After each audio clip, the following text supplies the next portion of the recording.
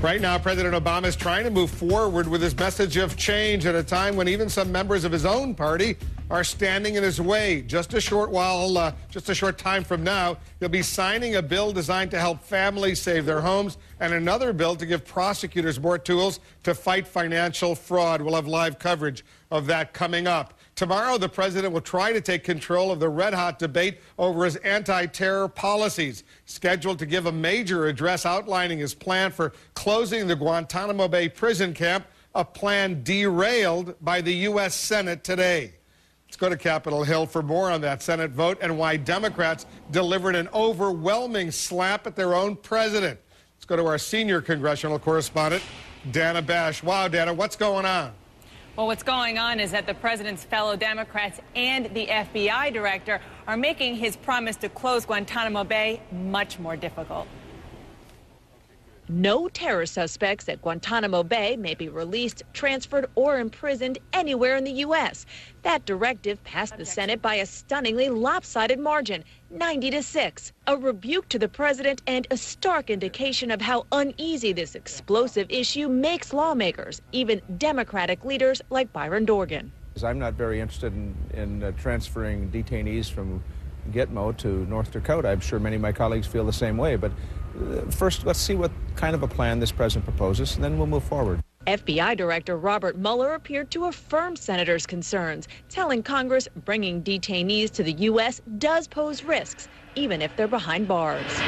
The concerns we have about individuals who may support terrorism being in the United States run from concerns about providing financing to terrorists, radicalizing others. Still in the raging battle over what to do with Guantanamo prisoners, some lawmakers say they have no problem putting them in federal prisons. As a former prosecutor, I am aware of the kind of people that we put behind bars in this country. They'd give terrorists a run for their money in terms of being bad, dangerous people. Good morning, Senator Nelson's office. But in Nebraska Democrat Ben Nelson's office, most callers say not to bring them to Nebraska. So I think that may be true almost everywhere. Nelson admits there is a not-in-my-backyard fear factor at play, but says it's just inappropriate to imprison and try Guantanamo suspects in the federal system. I don't think the American people will stand for bringing a bunch of detainees for prosecution over here, and it's in many ways that simple. So at this point, lawmakers have denied the president the $80 million he wants to begin closing Guantanamo Bay, and they have also effectively blocked the transfer of those prisoners to U.S. soil. But there is one more move that Republicans have that they're pushing on the Senate floor, and that is to require the president to come up with a threat assessment for every one of the 240 detainees currently in Guantanamo Bay. That could be something that could tie the president's hands on this even further, Wolf. And we'll see what the president says about all this in this big speech he's going to be giving tomorrow. Dana, thanks very much. There are numerous notorious criminals and convicted terrorists already serving jail in the United States in some of those supermax facilities. Abby Tatton is here to outline what is going on, because there are some bad guys already serving time in a lot of these jails. And we're looking specifically at the supermax facility, which is 45 miles away from Colorado Springs in Colorado, where currently 465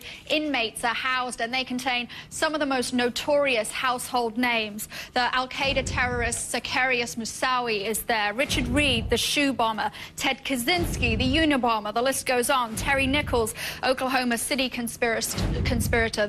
Those are the people, the names that are most recognizable. 95% of the inmates here have been transferred from elsewhere around the country because they are the most violent, they're the most escape-prone prisoners, and this is the place that they're being housed. To keep them in, they spend almost 23 hours a day in their own cell, 86 square feet, a window just 4 inches wide that overlooks another part of the facility, not the outside world. And to keep people out, strong measures in controls there as well, like cables, large cables that are strung over outside areas, that to specifically prevent attacks from the outside, specifically a helicopter deterrent there at Supermax. Yeah, it's a tough place in Florence, Colorado. All right, thanks very much, Abby, for that.